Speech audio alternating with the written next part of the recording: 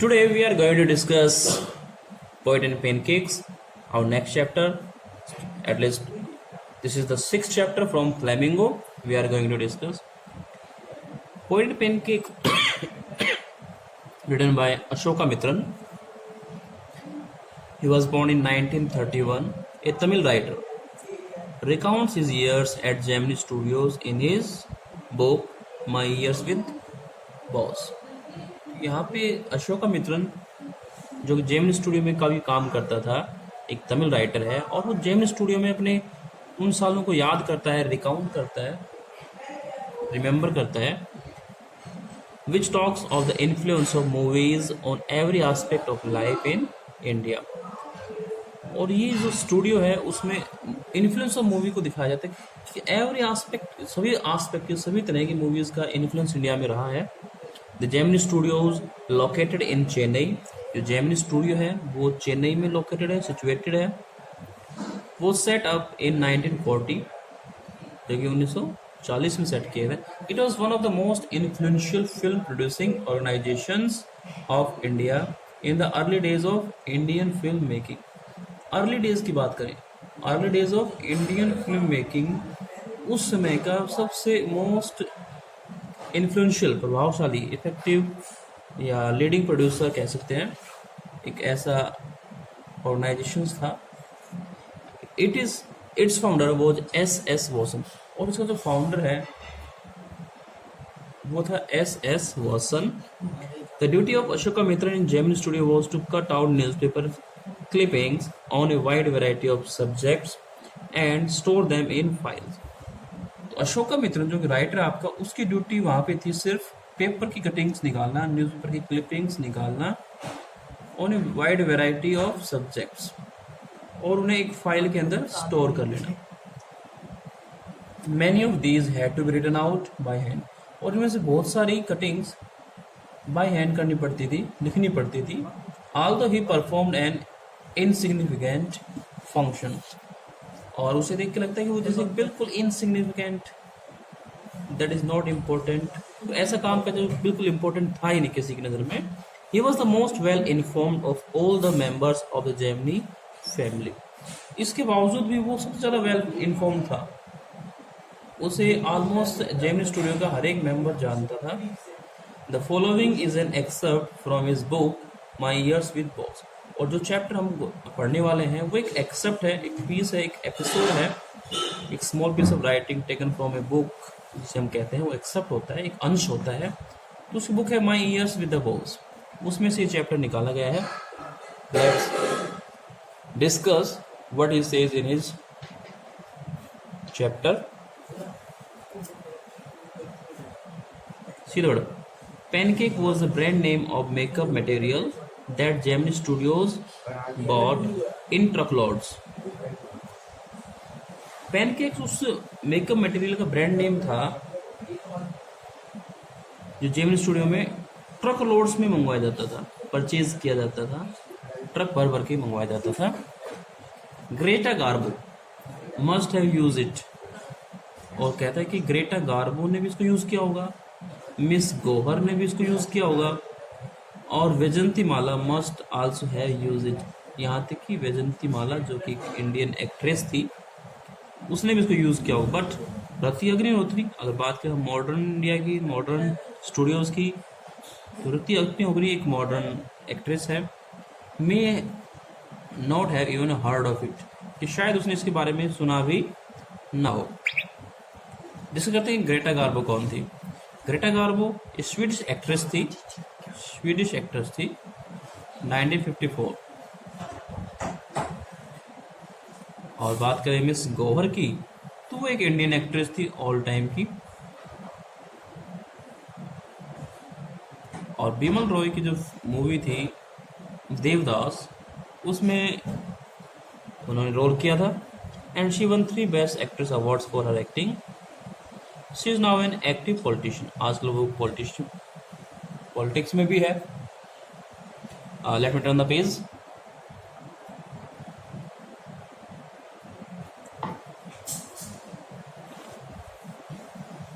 तो शायद धरती अग्निहोत्री इसके बारे में नहीं सुना होगा, इन मॉडर्न इंडिया में आज के लिए मेकअप स्टाइल नहीं है. The makeup department of the Gemini studio was in the upstairs of a building that was believed to have been Robert Clive's stable. ये जो जेमिनी स्टूडियो का मेकअप डिपार्टमेंट है, ये उस बिल्डिंग के अपस्टेयर में स्थित है, बना हुआ है, जो कि कहा जाता है कि रॉबर्ट क्लाइव, जो कि एक इंग्लिश गवर्नर जनरल रहे हैं इंडिया में, उसका स्टेबल होता था, अस्तबल, जहाँ वो अपने हॉर्सेस को कैप्ट करता था. A dozen other buildings in the city are said to have been his residence. बहुत सारी उस बिल्डिंग्स जो कहा जाता है कि रॉबर्ट क्लाइव की रेजिडेंस रही थी, उसका निवास स्थान रही थी. For his brief time and even ब्रीफर stay in Madras, बहुत कम समय के लिए रॉबर्ट क्लाइव इंडिया में रही, और उससे भी कम समय के लिए वो मद्रास में रहे, जिसे मॉडर्न में चेन्नई कहा जाता है. Robert Clive seems to have done a lot of moving besides fighting some impossible battles in remote corners of India and marrying a maiden in St. Mary's Church in Fort St. George in Madras. Okay, तो ऐसा कहा जाता है कि Robert Clive ने बहुत सारी moving की है, बहुत सारी उसने ट्रैवलिंग की है, यात्राएं की है, बिसाइड्स फाइटिंग सम इम्पॉसिबल बैटल्स, और इसी के साथ में बहुत सारी इम्पॉसिबल बैटल्स भी उन्होंने फॉट की इन remote corners of India. Impossible battle की बात करें तो मोस्ट इम्पोर्टेंट यहाँ पे है जो कि 1757 में हुई थी, बैटल ऑफ प्लासी. सभी ने सुना होगा बैटल ऑफ प्लासी, जो कि बड़ी इम्पॉसिबल बैटल थी, और एक बिल्कुल हारी हुई बैटल को उन्होंने जीता था. और उस बाद में उन्होंने एक मेडन से सेंट मैरीज चर्च में, जो कि सेंट फोर्ट जॉर्ज से मद्रास ही कहते हैं, अंग्रेज लोग उसे सेंट जॉर्ज के नाम से जानते थे, वहाँ उन्होंने शादी भी की. The makeup room had the look of a hair cutting saloon with lights at all angles around half a dozen large mirrors. तो जो मेकअप रूम है उसका जो लुक था वो एक हेयर कटिंग सैलून की तरह था, जहाँ चारों तरफ लाइट लगी हुई है, वो एट ऑल एंगल्स, हर एंगल पे लाइट लगी हुई है, और ए हाफ डजन की हम बात करते हैं, half a dozen large mirrors, बड़े बड़े मिरर्स वहाँ पे लगे हुए हैं. अरे यार कहाँ गया, स्पेस कैसे हो गया, पूरा खचड़ा हो गया.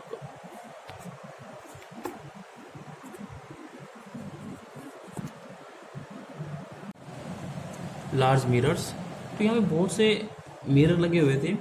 दे वर ऑल इनकैंडेसेंट लाइट, और ये सारी इनकैंडेसेंट लाइट थी that produce lots of heat.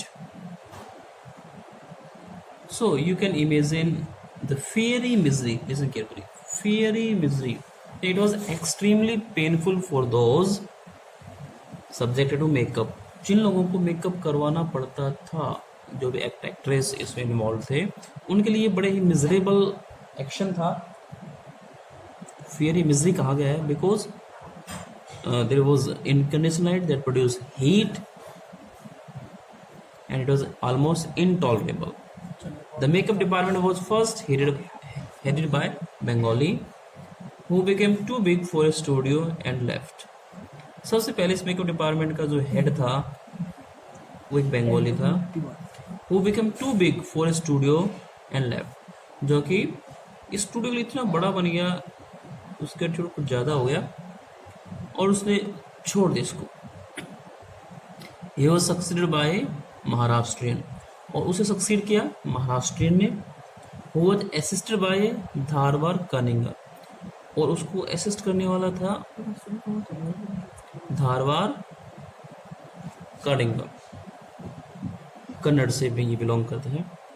And Andhra, उसके बाद एक आंध्रा से बिलोंग करने वाला है. Madras Indian Christian and Anglo Burmese, Indian and Burmese and the usual local Tamils, और बहुत सारे लोकल तमिल्स वहाँ पे काम करते थे. All this show that there was great deal of national integration long before AIR, All India Radio, and Doordarshan began broadcasting programs on national integration. तो ये जो स्टूडियो था अपने आप में एक इंटीग्रेशन का एग्जाम्पल है. इससे पहले कि ऑल इंडिया रेडियो या दूरदर्शन पे प्रोग्राम्स ब्रॉडकास्ट होना शुरू होते, रेडियो पे ब्रॉडकास्ट होता है, टेलीविज़न पे टेलीकास्ट होता है.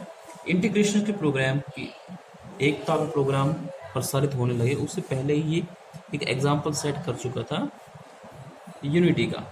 This gang of nationally integrated makeup man could turn any decent looking person into a hideous crimson hued monster with the help of truckloads of pancake and a number of other locally made potions and lotions. ये जो लोग थे, it's a gang. Gang basically use in negative sense. तो ये लोग भी कुछ एक प्रकार से नेगेटिव ही शो किया गया है. ये जो गैंग थी पूरी मेकअप डिपार्टमेंट की और नेशनली इंटीग्रेटेड, जहाँ पे पूरे इंडिया से लोग थे, को turn any decent looking person, तो किसी भी decent looking person, good looking person को टर्न कर देते थे, चेंज कर देते थे into a hideous crimson hued monster. ugly looking crimson dark red hued monster, that is coloring crimson hued, coloring of or the shade of crimson dark red, and he looks like a monster. एक दैत्य की तरह दिखते हैं. with the help of truckloads of pancakes and a number of other locally made potions and lotions. और इस process के लिए वो यूज करते हैं ट्रक लोड्स ऑफ पैनकेक्स, जो ट्रक के लोड्स में आता है, ट्रक भर भर के पैनकेक्स आता है, पाउडर आता है, उसको मिक्स करके ये उनके बॉडी पे पेस्ट कर देते हैं, चिपका देते हैं, लगा देते हैं. और इनके अलावा भी बहुत सारे पोशंस और लोशंस, कई तरह के यहाँ पे चीज़ ये यूज़ करते हैं. लोशंस का भी यूज़ किया जाता है और पोशंस का भी यूज़ किया जाता है, जो इनके बॉडी के ऊपर पेस्ट किया जाता है, कुछ इनवर्ड्स कुछ outer.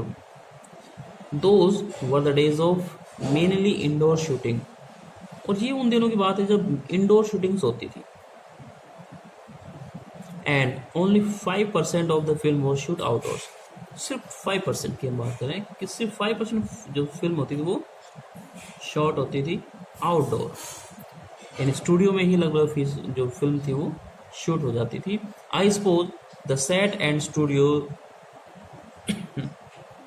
lights needed the girls and boys to be made to look ugly in order to look presentable in the movie. और यानी कि अशोका मिथुन सपोज करता है कि सेट पे और स्टूडियो पे जो लाइट्स थी बहुत रिक्वायरमेंट होती थी, ताकि जो गर्ल्स हैं और बॉयज, एक्टर एक्ट्रेस या असिस्टेंट एक्टर एक्ट्रेस, उन्हें मेकअप करके लुक अगली गंदा दिखाया जाए, उनके फेस को डिफरेंट दिखाया जाए, in order to look presentable. और उनका मानना था कि मेकअप करने के बाद ही वो प्रेजेंटेबल होंगे, otherwise they won't look good in movie. Strict hierarchy, listen carefully, hierarchy एक सोशल रैंकिंग ऑर्डर, एक सोशल रैंकिंग ऑर्डर होती है. लाइकवाइज एक बिल्कुल ऑर्डर में was maintain in the makeup department, और ये सोशल ऑर्डर मेंटेन किया जाता था सीनियरिटी के हिसाब से मेकअप डिपार्टमेंट में.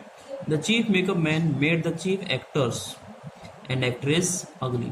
जो चीफ मेकअप मैन होता था, उसमें सीनियर है, जो चीफ है, वो सीनियर एक्टर को और एक्ट्रेस को या चीफ एक्टर और एक्ट्रेस को अगली बनाते थे, यानी कि मेकअप उन्हें करते थे. हिज सीनियर असिस्टेंट, और उसका जो सीनियर असिस्टेंट होता था, जो सहायक है, वो सेकंड हीरो या असिस्टेंट हीरो को